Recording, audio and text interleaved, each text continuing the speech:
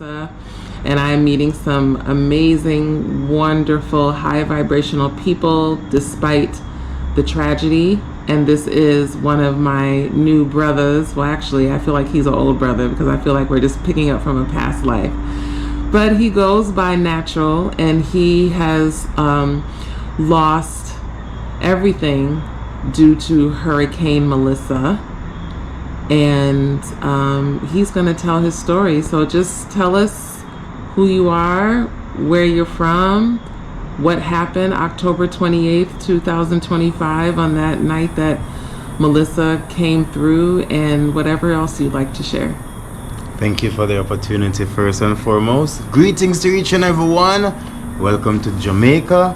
Welcome to this vlog. Welcome to my story.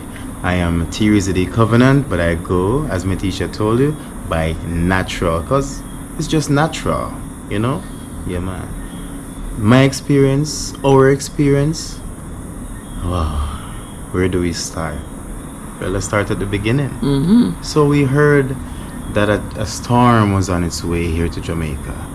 And normally when we hear of a storm coming to Jamaica, because we're so blessed and we're little but we talawa, we didn't really take it so seriously until we realized that, you know, it was inevitable.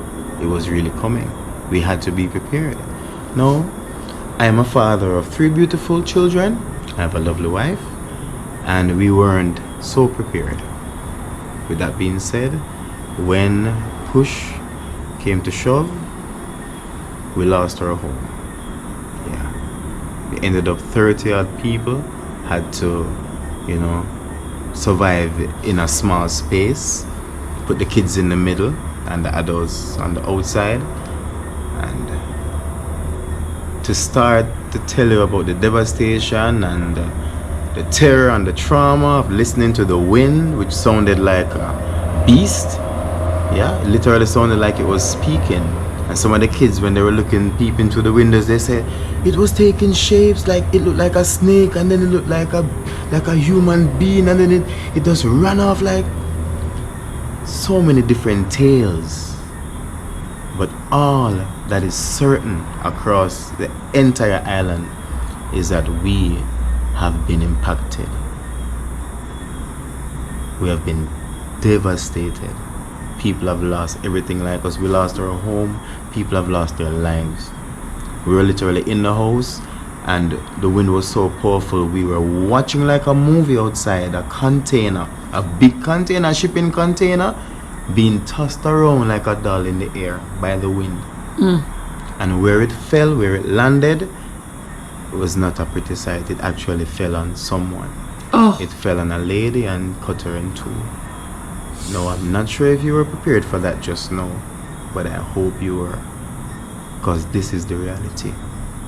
Now, I can talk to you with this tone because the worst has passed and we have survived, and we are now in the phase of trying to rebuild, but we're doing so firstly through our minds. We have to tell ourselves that we have survived, we have surpassed the expectation of, trust me, just looking at everything, looking at our children, wondering if this is how it's all going to end.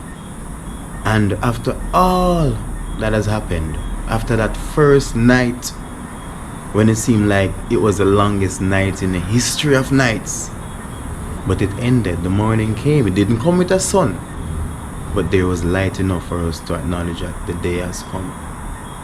And we looked about ourselves, and we looked at the kids, and everyone was so mesmerized that no one knew what to say or what was the first move to make until someone got a cutlass, or you know it as a machete, and decided that the road, because we're in Belvedere, Westmoreland, so it's kind of a marooned town from the cities and the easily accessible places. But someone got a machete and he said, listen, there's no help within, and if help is going to come from outside, let us start by clearing the roadway to make it easier for them to come in.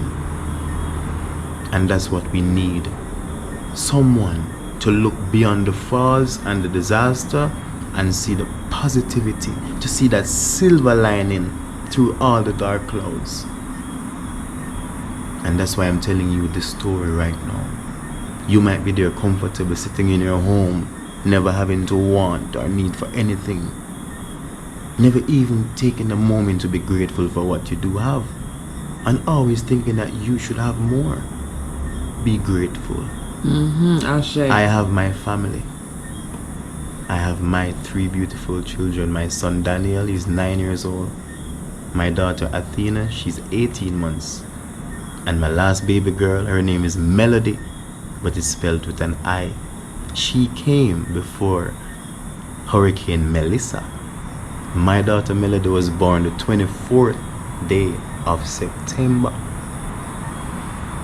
She came before Melissa. My Melody came before Melissa came with her devastation.